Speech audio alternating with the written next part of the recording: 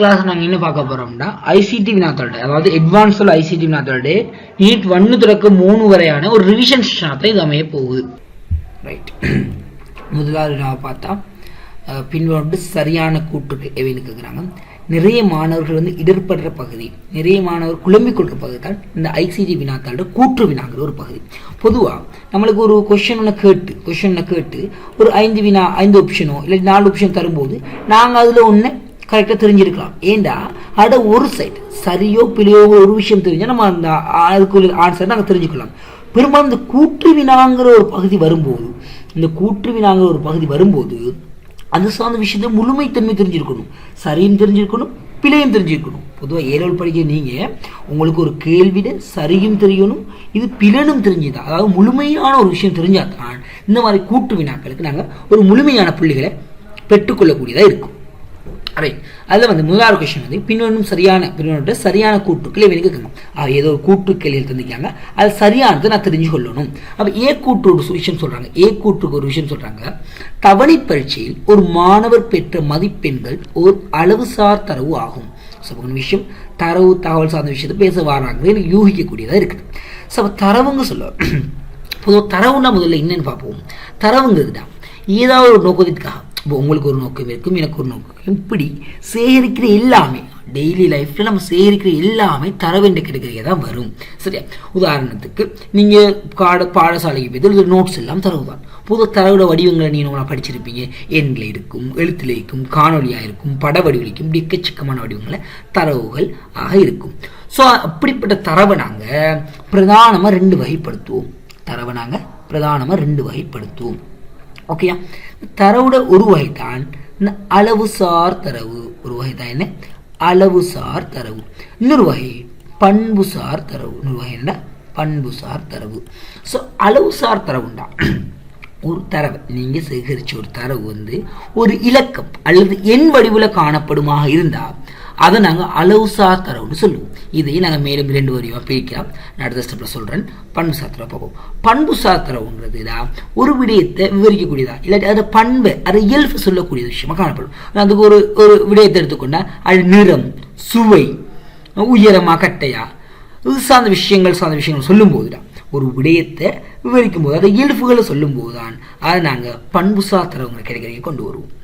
ரைட்டா, அளவுசார் தரவை மேலும் வகைப்படுத்தலாம். அதுதான் தொடர்தரவு, தனித்தரவு. தொடர்தரவுங்கிறதுடா ஒரு அளவுசார் தரவை தசமதான இலக்கத்தில், குறிப்பா 7.5 இப்படி தசமதான இலக்கண புள்ளிக்கிட்டு வருது, தசமதான இலக்கங்களை குறிப்பமாக இருந்தால் அதை நாங்கள் தொடர்தரவுன்னு சொல்லுவோம். தனித்தரவுங்கிறதா முழுமையான இலக்கத்தில் 7 இல்லாட்டி 6 இல்லாட்டி 60 இப்படி ஏதாவது ஒரு முழு எண்ணில் நாங்கள் ஒரு விடயத்தை ஒரு தரவை முன் வச்சு வாங்கியிருந்தால் அதை நாங்கள் அளவுசார் தரவுன்னு சொல்லுவோம். ரைட், அப்போ இந்த கொஸ்டினை பொறுத்த வரைக்கும், இந்த கூட்டை பொறுத்த வரைக்கும் தவணை பரீட்சையில் ஒரு மாணவர் பெற்ற மதிப்பெண்கள் என்ன? புள்ளிகள் ஒரு அளவுசார் தரவாகும். பொதுவாக வந்து இந்த மதிப்பெண்கள் புள்ளிகள்ங்கிறது ஒரு எண்ண அடிப்படையாக கொண்டு ஒரு இலக்க பெருமானத்தில் தான் காணப்பட போகுது. ஆகவே நாங்கள் ஒரு 60 இல்லாட்டி 70 இப்படி ஒரு இலக்க பெருமானத்தில் காணப்படும். ஆகவே இது அளவுசார் தரவுக்கு ஒரு சிறந்த ஒரு எடுத்துக்காட்டு. இது சரி. ஆகவே கூட்டு சரி. பி கூட்டை பார்ப்போம்னாங்க. கொரோனா ஒரு கொடிய நோய்க்கு ஒரு எடுத்துக்காட்டு. இப்படி ஒரு கூட்டை தராங்க. கொரோனா கொடிய நோய்க்கு எடுத்துக்காட்டாக இருக்கலாம், இல்லாமல் இருக்கலாம், அது நமக்கு தேவையில்லை. ரைட், அந்த விஷயம் சொல்லி போட்டு என்பது பண்புசார் தரவுகளுக்கு உதாரணம் அல்ல. உதாரணம் சொல்றேன். கொரோனாங்கிற ஒரு நோயை வச்சு அதை விவரிக்கிறாங்க. கொரோனா ஒரு கொடிய நோய்க்கு ஒரு எடுத்துக்காட்டு. உண்மையிலே எடுத்துக்காட்டு தான். இங்கே வந்து எடுத்துக்காட்டு அல்லன்னு சொன்னாலும் நம்ம யோசிக்கிறதுக்கு ஒன்றும் இல்லை. அது அவங்களோட கூற்று. ஒரு விஜயத்தை தரவா இருக்கும்போது நாங்கள் அதை எந்த கேட்டகரியை கொண்டு போவோம்? அது ஒரு பண்புசார் கேட்டகரி கொண்டு போவோம். ஆனால் எங்கன விஷயத்தை பாருங்க, ஃபுல்லாக வாசிச்சு பார்க்கும்போது உதாரணம் அல்ல, நிறைய மாணவர்கள் சிக்கிக்கொள்கிற பகுதி இந்த ஒரு பகுதி தான். ஃபுல்லாக வாசிக்கல, கொஞ்சம் மரவாசி வாசி ரைட்னு போட்டு விடுறது. ஸோ இதுலேயும் மிச்சம் கவனமாக இருக்கணும்டா. அப்போ என்ன சொல்ல வராங்கன்னு, கொரோனாங்கிற ஒரு நோய்க்கு, கொரோனா ஒரு கொடிய நோய்க்கு எடுத்துக்காட்டு. ரைட், இந்த ஒரு விஷயம் பண்புசார் தரவுக்கு உதாரணம் அல்ல. இது உண்மையிலே பண்புசார் தரவு தானே. கொரோனாங்கிற அந்த நோய் இயல்பு விவரிக்கிறா இல்லையா? ஆகவே இந்த பி கூற்றுங்கிறது பிழையாக காணப்பட போகுது. சி கூற்றை பார்த்தீங்கன்னா, இந்த காலம் செல்ல செல்ல நல்ல தகவல்களின் பெருமதி குறைவடைந்து அது மீண்டும் தரவுகளாகவே மாற்றப்படுகின்றன. அதாவது நீங்கள் அந்த தகவல் தொடர்பான விஷயங்களை பார்க்கும்போது உங்களுக்கு தெரிஞ்சிருக்கும். தகவலை வந்து நேரத்தில் ஒப்பிட்டு ஒரு வரைபடம் படிச்சிருப்பீங்க. தகவல் நேரத்தில் ஒப்பிட்டு ஒரு வரைபடம் படிச்சிருப்பீங்க. அது முதலாவது தடவை கிடைக்கும்போது அது தகவலோட பெறுமதி அதிகமாக இருக்கும், மறுபடி கிடைக்க குறைவடைஞ்சிட்டு போகிற மாதிரி ஒரு விஷயம் படிச்சிருப்பீங்க. அப்போ நல்லா அவதானிச்சு கொள்ளுங்க. ஒரு தகவல் வந்து முதலாவது தடவை கிடைக்கும் போது, சரியா, ஒரு தகவல் வந்து முதலாவது தடவை கிடைக்கும் போது ஃபர்ஸ்ட் டைமாக நாங்கள் பார்க்கும்போது அது பெருமதி உயர்வாக இருக்கும். கொஞ்சம் காலம் போக போக போக போக அது மீண்டும் ஒரு தரவாக மாறும். நல்லா யோசிச்சு பாருங்க. கிரேட் 5 ஸ்காலர்ஷிப் மார்க்ஸ் கிடைக்க டைம் டொப்பில் இருக்கும். இப்போ அது ஒரு கணக்கு இல்லாமல் பேத்திக்குமா இல்லையா? ஓ லெவல் ரிசல்ட்ஸ் அவங்களுக்கு தேவை ஓ லெவல் ரிசல்ட்ஸ் தேவை ஃபர்ஸ்ட் டைம் கிடைக்கும் போது உயர்வாக்கி வர்ற பெருமதி வேல்யூ.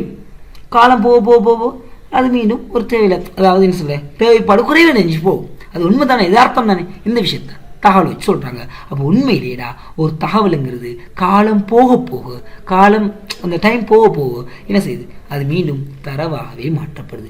ஆகவே சி கூற்றுங்கிறது சரியாக இருக்கும். அப்போ டி கூற்றை பார்த்தோமா இருந்தால் தகவலின் பொருத்தம் நபருக்கு நபர் மாறுபடும். ரைட், யோசிப்போம். இங்கே வந்து 3 பேர் இருக்காங்க. ஒன்று வந்து கிளாஸ் டீச்சர், அடுத்து சப்ஜெக்ட் டீச்சர், நான் பிரின்சிபல் இருக்கார். ஸோ 3 பேரையும் நான் பார்க்குறேன். பிரின்சிபல் இருக்காங்க. இப்போ கிளாஸ் டீச்சரை பொறுத்த வரைக்கும், இப்போ அட்வான்ஸில் பொறுத்த வரைக்கும் 3 மெயின் சப்ஜெக்ட் இருக்குது.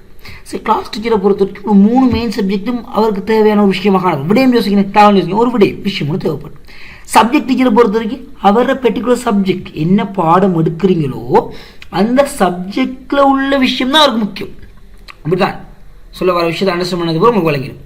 பிரின்சிபலை பொறுத்த வரைக்கும் அந்த பாடசாலையில் உள்ள மொத்த மாணவர்கள், மொத்த கிளாஸ், மொத்த விஷயமும் அவருக்கு விடயம் தான், அவருக்கு தேவையான விஷயம் தான். ஸோ பாருங்கள், இங்கே உள்ள 3 பேருக்கு எவ்வளோ டிஃப்ரெண்ட் இருக்குது. ஆகவேடா நல்லா விளங்கிக் கொள்ளுங்க.